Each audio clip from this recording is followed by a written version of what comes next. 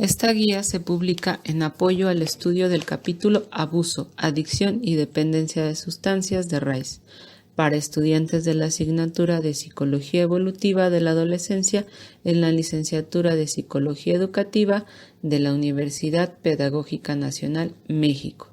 Cada diapositiva señala la página del libro original, que va de la 433 a la 454. Introducción. Página 433. Hola Ardilla y estudiantes. Qué bueno que llegamos a la última videocápsula del curso. Y de alguna manera va a ser la más divertida, porque hablando de un tema tan sensible y controvertido como son las drogas, el profe va a pelear con la autora del libro. Riña, riña. Pues tal vez no será una riña, pero sí tenemos desacuerdos fuertes, y no va a ser tan sencillo explicarlo, porque sustento que nada de lo que dice en el libro es incorrecto, sino que la mayor parte de la exposición dirija la atención de manera sesgada sobre estos asuntos, que deja al lector sin dirección. Al contrario, la perspectiva que les compartiré abre camino a maneras educativas de intervenir y prevenir hasta donde es viable. Continuaremos con el patrón de seguir los apartados del capítulo en la secuencia que la autora los presenta, adelantando y regresando lo menos posible. Abuso. Páginas 443 a 445. La primera mitad del capítulo queda bajo el rubro abuso de drogas, implicando que aquí es la medular distinción entre uso y abuso. Médicos usan derivados de estas mismas sustancias para mitigar el dolor, pero ¿quién sale del hospital con añoranza para más opio después de estar inyectado con morfina? ¿Quién sale del consultorio de la dentista en busca de más cocaína después de estar inyectado con novocaína? Estos son ejemplos de uso. Tenemos claro que tomar la tercera taza de café en un día es de más, es decir, representa un abuso de esta sustancia. Y por cierto, como lingüista, no puedo resistir mencionar en esta última oportunidad de estar con ustedes que estas dos palabras son sumamente relacionadas. Abuso es la misma palabra de uso, con el prefijo de latín ab, que significa una negación o, como en este caso, un contrario. Adicción física y dependencia psicológica, página 433 a 434. Igual de fundamental para nosotros, como la distinción anterior, es esta diferencia entre los tipos de adicción. La física es la imagen que nos viene a la cabeza cuando pensamos en la adicción al alcohol o morfina, la persona que siente dolores y peor hasta ingerir una cantidad suficiente para mitigar una agonía. Profe, como cuando me levanto, no soy yo hasta tener mi café. Pues estamos jugando cuando decimos eso, pero en realidad eso es más cercano al otro concepto, a la dependencia psicológica. En este caso la persona insiste que necesita, pero si no consume no pasa nada físicamente. Nos despertamos en unos 20 minutos con o sin el café. Atribuimos el proceso de despertar a la sustancia y seguramente ayuda, pero su presencia en la sangre no es lo decisivo. Narcóticos, página 434 a 435. Este apartado dice todo lo que se puede saber sobre las sustancias que tienen el efecto narcótico, excepto lo que hacen en el cuerpo. Su efecto es un relajante muscular, hacen dormir, además de debilitar los sentidos de visión, tacto, olfato, gusto, equilibrio, etc. Por eso el investigador que logró extraer la sustancia activa de la amapola la nombró por la diosa griega del sueño, Morfeo. Las otras versiones mencionadas allí son más concentradas, pero son derivadas de la misma sustancia. Esta es la misma de muchas traducciones en este capítulo, pero no son incorrectas, pero sí son inapropiadas. El lenguaje cotidiano en inglés distingue morfina de heroína, pero en español se usa el mismo nombre para ambas, morfina. ¿Por qué son adictivos los narcóticos? La descripción en la página 434 da una buena idea. Si una persona que ya es adicta no recibe sus dosis, El proceso de abstención es sumamente dolorosa y también terrorífica. Lo que sucedió antes, lo largo del proceso de adicción, es que el sistema inmunológico detectaba la sustancia como un veneno y produjo anticuerpos para combatirlo. Aunque para el sistema nervioso central es extremadamente placentero, al sistema muscular y digestivo es un veneno puro. Ya que es un compuesto de enzimas, el sistema inmunológico lo combate sin tregua, con anticuerpos. Los anticuerpos desmiembran a estos constituyentes fundamentales de proteínas para destruirlos. El día que la cantidad de la dosis desaparezca, el sistema inmunológico no cesa de inmediato, sino que sigue produciendo los anticuerpos por varios días. Como estas enzimas ya no están, los anticuerpos consumen las proteínas que hay, que son las del propio cuerpo, especialmente en los sistemas muscular y digestivo. Es por eso que le duele a todo grito, de la cabeza a los pies. Cada célula está hecha de proteínas y de postre alucina con sueños terroríficos. ¡Qué horror! Pues sí, espantoso. Regresando al tema léxico, ahora apreciaremos por qué las leyes y las noticias de control de narcóticos está mal dicho. Los narcóticos son solo una de muchas clases de drogas y apenas hemos iniciado nuestro tour. También me da la oportunidad de hacer un puente con el próximo semestre. La asignatura de Psicología Evolutiva de la Adultez y Vejez se abre con una reseña médica de los sistemas corporales. Por eso no profundizaré más. Nos vemos el próximo semestre. Estimulantes. Página 435 a 436. El siguiente apartado presenta otra clase de drogas, las estimulantes. Su efecto en el sistema nervioso central es justo el inverso de los narcóticos, como dice su nombre, estimula o despierta, o bien dicho de otra manera, provoca la vigilia, que es esta sensación de estar alerta e íntegro. Aumenta la sensibilidad de los sentidos. Explicar esta sensación es un poco contraintuitivo, por lo que pido un tantito de paciencia. Mucha gente se equivoca cuando piensa que tal o cual estimulante relaja. Lo que pasa es que el estado de vigilia es aumentado. El mundo parece cambiar más lento que uno, por lo que se cree estar en control. Un poquito como el superhéroe Flash, que puede relajarse mentalmente cuando anda en modo acelerado. Viendo el lado fármaco, mientras todos los narcóticos anteriores se basan en una sola fórmula química, la del opio, aquí en el grupo de estimulantes tenemos una gran diversidad de combinaciones cuando las analizamos a nivel molecular.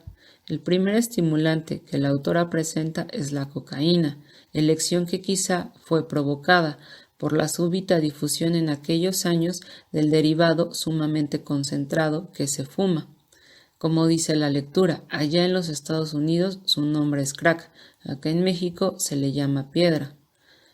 El último párrafo menciona una suerte de otras sustancias estimulantes. A esta lista se pueden agregar bastantes otras de diseñador que han salido en este milenio.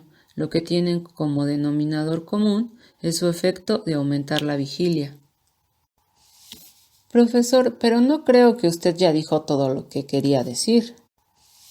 Profesor, pero no creo que usted ya dijo todo lo que quería decir. ¡Auch! ¿Y cuáles son? Más sensato es preguntar cuál es la razón por la que no nos damos cuenta. Parte radica en el mismo error profundo de que cae la autora, que entiende droga como sustancia de contrabando. Con eso se ciega o autociega, con dejar al margen las drogas más comunes por ser las legales. Ahora dejé suficiente pista para que puedas adivinar de cuáles hablo. Pues sí, prof. Ya dijiste claro que son el café y el tabaco. ¿Es por eso que el libro los trata por separado? El tabaco sí, está más adelante en las páginas 445 a 448, y date cuenta que no menciona allí ni su categoría, ni su composición química, ni sus efectos en el sistema nervioso central. Como dije al inicio de la guía, los datos que nos presenta la autora no son incorrectos, pero su perspectiva está profundamente sesgada. Allí más adelante está el tabaco. Allí más adelante está el tabaco, pero jamás menciona a mi consentida sustancia de abuso, el glorioso café. Adoro un express tan oscurito como mi conciencia y mi alma. Y... Ya. Perdón, ¿en qué estábamos? La otra cosa de los estimulantes a los que la autora no dio un buen trato, según usted. Ah, pues sí, es extraño que se dé una exposición sobre la cocaína desasociada de la cuestión de etnicidades, considerando que en aquellos años ya se establecían en los Estados Unidos estas leyes que criminalizaron a los afrodescendientes. Pues apartó hasta la página 442 en un cuadro de transculturalidad este aspecto legal que ha transformado aquel país, aunque el promedio de consumo de sustancias ilegales entre las y los afrodescendientes norteamericanos es un tantito menor a los otros grupos étnicos. La proporción de encarcelamiento es múltiples veces más alta. Los Estados Unidos hospedan la cuarta parte de los presos del mundo entero, y la gran mayoría de estos están recluidos por delitos no violentos, sino por posesión de una o dos dosis. Eso es porque los juzgados estatales están obligados por las leyes federales a imponer los castigos más altos por posesión de cocaína cuando están en la forma de piedra, pero cuando están en polvo no es obligación. Y adivinen cuáles comunidades se ven de cada tipo. Ya entendí. Desde el año de 1980, la industria de penitenciarías privadas se ha expandido exponencialmente para convertirse en una de las ramas principales de la economía norteamericana. La guerra de las drogas convirtió la tercera parte de la población de los negros, los masculinos, en criminales de por vida. Son estigmatizados por estar encarcelados o bajo libertad condicional, pierden sus derechos de ciudadano como el de votar, de endeudarse, etc. Nos pinta un cuadro donde México no queda tan mal, porque por lo menos los indígenas no son criminales, pero nos alejamos del tema, profe. Pues sí, pero no. Esta es la guerra de las drogas. No dijo guerra antidroga. Como sabemos que la producción y transporte es una industria enorme acá. Pero no de consumo. ¿Pero no de consumo? O de consumo muy pequeño, relativamente. Lo que México consume son armas. Se importan toneladas de alto calibre por semana. Eso casi no sale en la prensa en el sexenio actual, pero las pocas noticias al respecto avisan que sigue en aumento la importación y las consecuencias, docenas de miles de muertos por año, concentrados en los estados del norte. Prof, ¿podemos regresar al capítulo? Depresores, página 436 a 437. Claro que sí, el siguiente apartado se llama depresores. Si fuera yo el autor, juntaría estos bajo el previo rubrio de relajantes.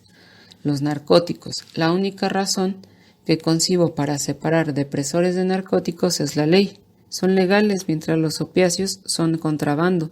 Los pondría en la misma categoría porque los efectos son parecidos y las consecuencias de adicción son semejantes, excepto... ¿Ahora qué? Excepto el último párrafo que menciona los analgésicos. Los analgésicos también aminoran los sentidos y no sentimos el dolor. Por eso los médicos pueden categorizar la aspirina, paracetamol e ibuprofeno en la misma clase de narcóticos, porque su efecto es esencialmente el mismo. Sin embargo, la razón por clasificarlos totalmente por aparte es su mecanismo. No accionan para adormecer los sentidos, sino lo que hacen es reducir la inflamación. En una palabra, narcóticos duermen los sentidos para que se desconozca un dolor. En cambio, los analgésicos reducen la inflamación para que exista menor dolor. Entonces, los analgésicos jamás pueden crear una dependencia física. Eso no excluye la posibilidad para una dependencia psicológica, ya que los humanos somos capaces de obsesionarnos para cualquier cosa, literalmente como videojuegos, mascotas, etc., hasta el infinito y más allá.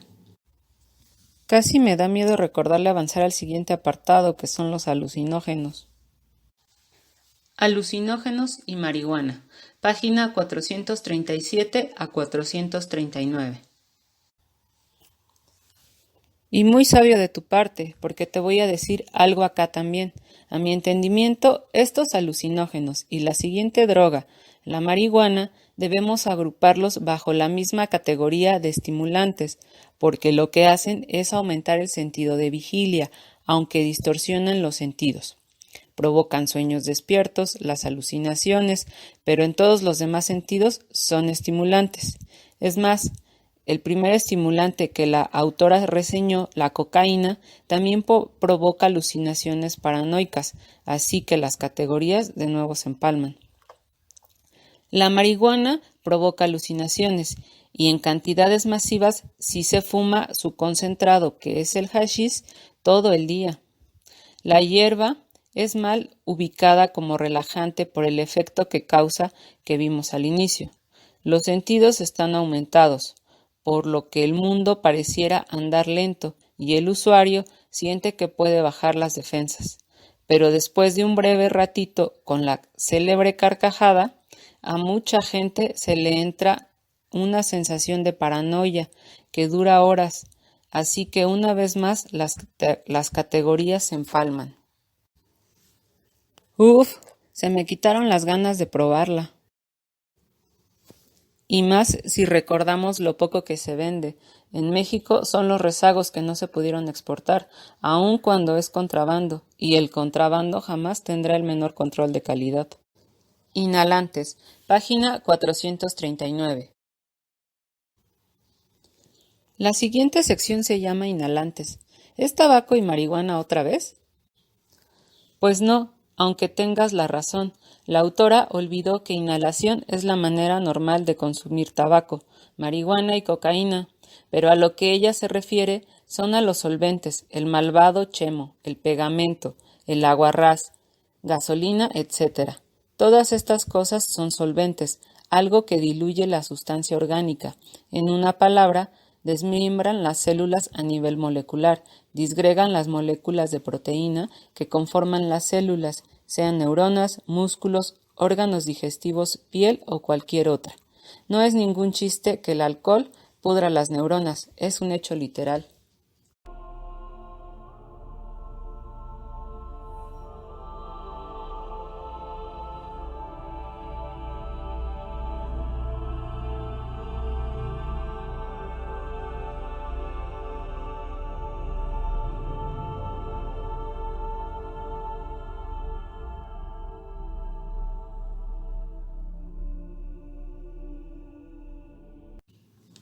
¿Dijo alcohol, cerveza, tequila, mezcal? Sígale. Vodka, whisky, rompope. Alcohol es un solvente más. Las diferencias entre ellos son mínimas en el análisis químico. La diferencia entre la cerveza, el tequila y el chemo consiste más que nada en la concentración. El aguarrás y el chemo son más virulentos. Destruyen la cantidad de neuronas que mata en unos meses, comparado con el tequila o whisky, que destruyen una cantidad semejante a lo largo de décadas. Acuérdate de tu clase de química en secundaria. En un momento dijeron que hay sustancias que se disuelven en agua, otras en aceite y todavía otras en alcohol. Las esencias y los perfumes están en este grupo de sustancias que se disuelven en alcohol. Son esos que se llaman solventes. Unas gotas en el atomizador poseen las delicadas esencias de una flor para rociar. Unas gotas en un caballito conservan en suspensión las delicadas esencias del maguey y unas pocas inhalaciones de agua ras disuelven miles y miles de neuronas. Creo que ya saltamos y resumimos la sección de alcohol al final del capítulo, página 448 a 452, ¿no? Casi, sí, solo quedará pendiente un detalle. Quizá saltamos a verlo ahora, ya que de alguna forma es lo que nos traerá de vuelta al siguiente apartado. Alcohol y sus correlaciones. Página 449 a 451. ¿Cuál es este detalle pendiente, profesor? Este apartado de correlaciones es estadísticamente correcto. Estos fenómenos suelen aparecer juntos, pero una vez más, correlación no es ni causa ni efecto. No sabemos si una causa la otra, o ambos son efectos de otra causa. Regresamos porque el problema es cómo uno llegó a este punto de conductas autodestructivas, al suicidio en dosis pequeñas, a bailar con las calacas. Eso nos trajo de vuelta a la sección Patrones e intensidad de consumo. Patrones e intensidad de consumo. Página 439 a 441. Lo que nos interesa de este apartado son los grados de usuarios, que van de la experimentación por única ocasión hasta el consumo compulsivo. Estas distinciones son de primera importancia en una diagnosis. Por ejemplo, para el caso del proverbial bebedor de fin de semana, si los motivos son un pretexto de socializar, serán de nivel 2 o 3 en la escala que se presenta en las páginas 439 y 440. Pero si esta persona pasa el día de viernes contando los minutos para la hora de salida y va corriendo cuando suena la campana para tragar a chorros, a lo mejor será un caso de nivel 4.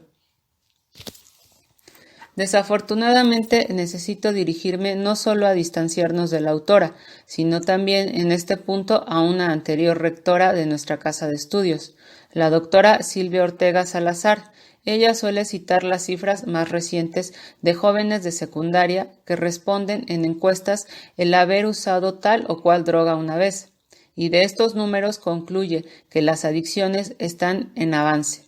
Como señala esta escala, usar una vez no es lo mismo que la adicción, de hecho dista mucho de una adicción. La desconsoladora pregunta es, ¿cómo se llega de un punto a otro? Nuestra autora Rice se acerca a una respuesta tentativa en la siguiente sección. ¿Por qué consumir por primera vez?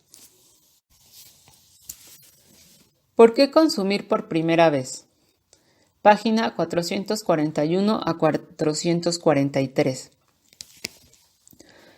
Las cifras que nuestro libro de texto citan en esta sección relatan lo que los jóvenes dicen que son sus motivos por probar una sustancia de abuso por primera vez. Dicen que quieren saber qué se siente, que quieren verse maduros frente a sus amistades, etc. Lo que las tabacaleras saben es que es propio de la juventud probar sus límites en el propósito de sentirse crecidito. Ellos eran expertos en aprovechar este antojo, lo explotaron al máximo en su publicidad hasta que se prohibió. Lo que castigó el consumo en todas las edades fue la suspensión de publicidad en espectaculares, televisión y revistas. Los aumentos en impuestos solo tuvieron un impacto por una semana o una quincena. No dudo que lo que la autora estaba pensando cuando escribió este apartado fue la idea de la droga portón o droga portal, lo que es la entrada al mundo de sustancias de abuso. Este concepto es una vez más muy cierto, pero muy errado en sus implicaciones. Para ponerlo en pocas palabras, personas que llegaron a ser adictos sí probaron primero las drogas que son social y legalmente aceptadas en su sociedad: café, tabaco y alcohol, para nuestro caso. Sin embargo, el universo no tiene que ser cierto. Probar tabaco una vez no hace al adicto. Al contrario, fue repugnante, qué asco. La triste pero inevitable pregunta es, ¿cómo la persona llegó a ser adicto? ¿Cómo se va del asco de esta primera prueba a ser consumidor compulsivo? Y esa es la pregunta que nuestra autora Rice esquiva, pero yo no me temo en enfrentarla. Seguimos.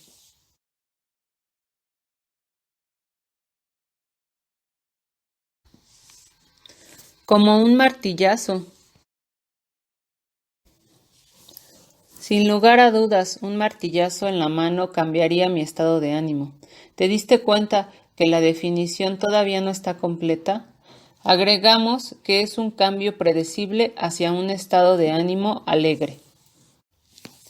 Como el helado que me tumbé el fin de semana. Pues puede ser. Muchos expertos clasifican el azúcar como una droga. ¿Por qué no? ¿En qué se diferencia? Pues en el detalle que necesitamos azúcar para los procesos orgánicos fundamentales en cada célula. Pero comer no siempre imparte alegría. No se puede anticipar con mucha seguridad cómo se sentirá después de comer. Ese valor nutritivo no se da por la aspirina o la morfina, por lo que la definición bien completa quedará así. Una droga es una sustancia no nutritiva que provoca un cambio predecible hacia un estado de ánimo alegre. Esta definición que usted plantea es un tanto compleja, pero logra abarcar los analgésicos y deja al margen la cuestión de legalidad. Y distinto a otras definiciones de droga que circulan, esta también cuenta con la virtud de engarzar con el concepto de adicción, uno que pone el pie en el camino de tratamiento. Esta parte no la vi allí. Compulsión, página 443. Escúchame un momento, ya viene. Estamos en el apartado de compulsión. ¿Qué es lo que provoca a los adictos a añorar su sustancia? ¿A hacerle sentir que no podría vivir sin ella? Ya excluimos el valor nutritivo, tampoco es la alegría del vuelo, porque nuestra razón nos da la capacidad de resistir la tentación. Los experimentos de Alexander, reportados por Harry en el libro de Perseguir el Grito del 2015, ayudaron a comprender esta parte. Las ratas se volvieron adictos cuando estaban aisladas en sus jaulas, consumiendo cada vez mayores cantidades de agua combinada con cocaína o morfina, incluso dejando de comer. Empero, este investigador agregó un paso más a este estudio clásico. Les devolvió a sus grupos de origen y rápidamente dejaron de consumir el agua drogada, dando nueva preferencia a la comida normal y su comunidad. El investigador trazó el paralelo con el gran número de soldados en la guerra norteamericana contra Vietnam, que se hicieron adictos a la morfina y tan pronto regresaron a sus familias dejaron de inyectarse. ¡Qué fuerte lección! Generalizando todavía más de la parte de estar integrado con la familia, está la parte que es lo que no se puede resistir. Las ratas y los soldados muestran de forma contundente que no es nada difícil resistir el vuelo de alegría. Lo que diría cualquier vendedor de drogas ilegales es porque regresan un tiempo después, cuando entra una tristeza. El usuario busca un alivio, una especie de automedicación. Dependiendo la sustancia, este periodo puede ser poco o mucho predecible. Con un exceso de alcohol, la cruda o resaca la siguiente mañana puede ser malinterpretada como una señal de beber más, la famosa mamosa o María Sangrienta, para poner ejemplos conocidos y socialmente aceptados en ciertos círculos. La letargia del día siguiente, día después de la marihuana, provoca una sensación de resignarse a tomar más, ya que aquí no pasa nada. Esta letargia es modesta y relativa a la depresión suicida que da la cocaína piedra. El vendedor puede apostar a su abuela que en un lapso de 2 a 3 días el usuario regresará para un tantito de alivio y sentirse no tan deprimido. Está enganchado en tratar de no sentirse tan triste. El problema radica en que el usuario desasocia la depresión del día después de la droga. Aparte y adicionalmente, así se trazan las diferencias entre el tratamiento por los programas de 12 pasos tipo Alcohólicos Anónimos versus el tratamiento psicológico. Vamos, disculpe el chiste, paso por paso. Los comparamos lado a lado. Uf, qué pésimo chiste. Pero aprovecho la interrupción para decirle que nos damos cuenta que pasaste a la sección de tratamiento en las páginas 443 a 445. Pues sí, otro salto de orden inevitable. Los conocidísimos programas de 12 pasos tienen como punto de partida la idea de que al alcohólico o adicto de otra droga le falta resistencia al antojo de beber y la alegría que causa, mientras el enfoque psicológico supondría que al adicto le falta integración social. Entonces, ambos comprenden y clasifican la adicción como una enfermedad, con la diferencia que los anónimos deducen que es de contagio. Suelen decir que se asemeja a un virus o bacteria que infecta a todas las clases de forma indiscriminada. Eso da la esperanza que cualquiera puede recuperarse. El enfoque psicológico coincide con las estadísticas donde sectores particulares son los más afectados, no necesariamente los más pobres, sino los solitarios. Qué bien pueden ser los cónyuges e hijos de los más ricos, que viven en el aislamiento por su protección. En ambos enfoques el adicto debe forjar una resistencia. La distinción es a qué se debe resistir. Los anónimos predican que se debe hacer resistencia a las ganas de consumir. El enfoque psicológico tiene la idea que se debe resistir la depresión del día siguiente que mencionamos antes, a la vez de construir la fortaleza en la independencia, en lugar de una tristeza por la soledad. En el siguiente punto le voy a dar la razón plena a los anónimos. Tuvieron el hallazgo de percatarse y dar nombre al fenómeno de la memoria selectiva. En el momento que al adicto le entra el antojo para consumir, su recuerdo se remonta a la primera vez que consumió y la alegría y rebeldía que sentía. El enfoque psicológico no desconoce eso, pero presta mayor atención al cúmulo de recuerdos en general de su familia disfuncional o sociedad disfuncional.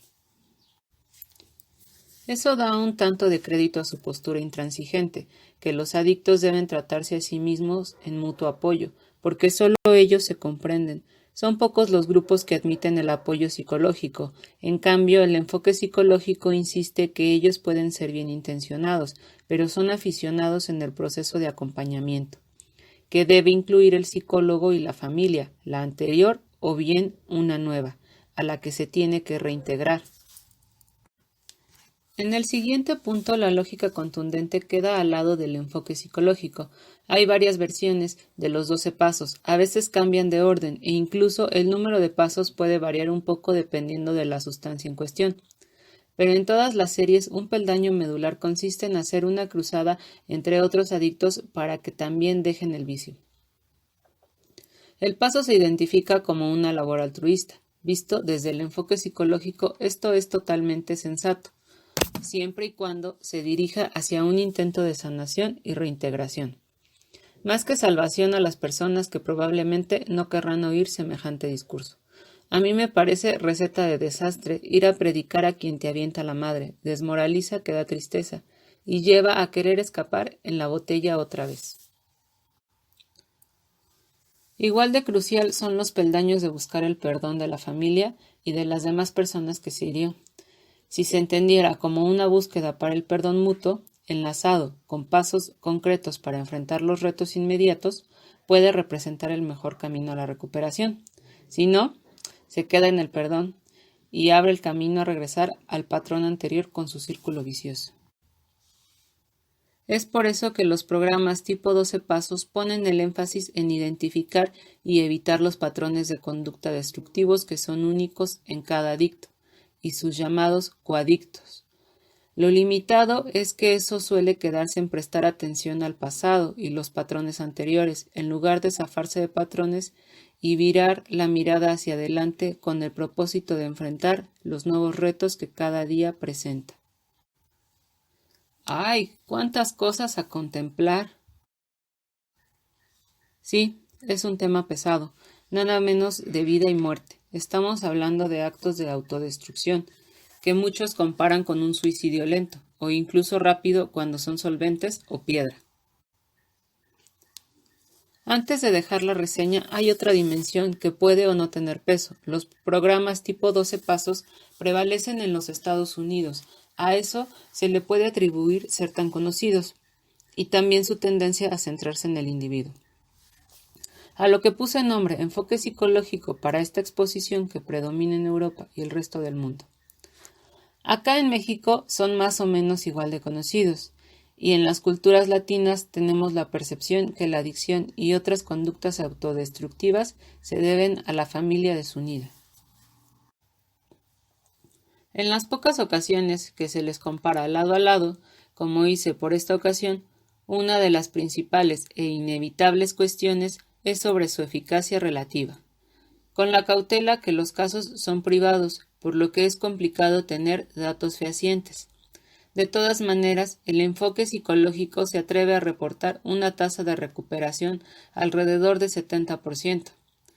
Es nada menos que asombroso cómo el enfoque por 12 pasos se resiste a informar de su tasa de recuperación, pero cuando se le presiona, sus líderes admiten que probablemente no supera el 30%. La recaída, como le llaman ellos, ronda por el 70% y probablemente es todavía más alta. ¿Cómo puede ser, profesor? Ostentan tanto que es el único camino, pero no quieren revelar sus cifras de éxito. Eres tú, Ardilla, quien debes recordarme qué tan lejos nos alejamos del capítulo. No puedo negar que me apasiona el tema, pero son pocos o nulos los otros momentos en el plan de estudios que hablamos de adicciones.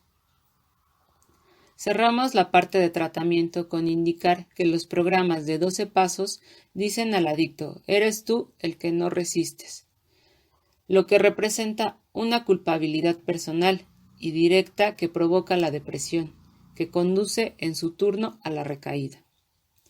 El enfoque psicológico es capaz de explicar por qué, a nivel teórico, el otro enfoque no quiere revelar su tasa de recuperación, al que el programa tipo 12 pasos no tiene réplica, sino solo responde con esta parte que nadie les entiende, y señala un camino a la recuperación que es educativo. Familia, página 444. Lo que queda en el capítulo de Rice es dirigir la atención al recuadro sobre la familia, que es esta instancia y contexto de donde se disgregó y a la que se debe restituir, o bien reemplazar. Las características que el recuadro contiene no pretenden ser universales, ya que cada caso es distinto y único.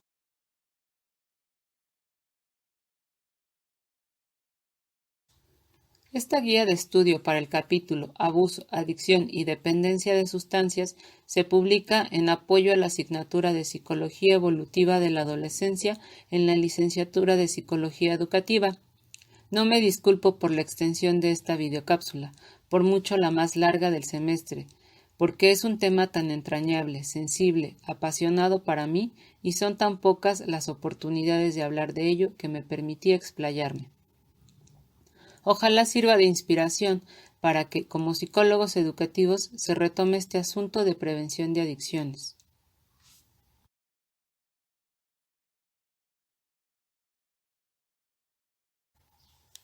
Adiós, profesor y estudiantes. Qué bueno que llegamos al final del curso. Echamos una porra para la UPN.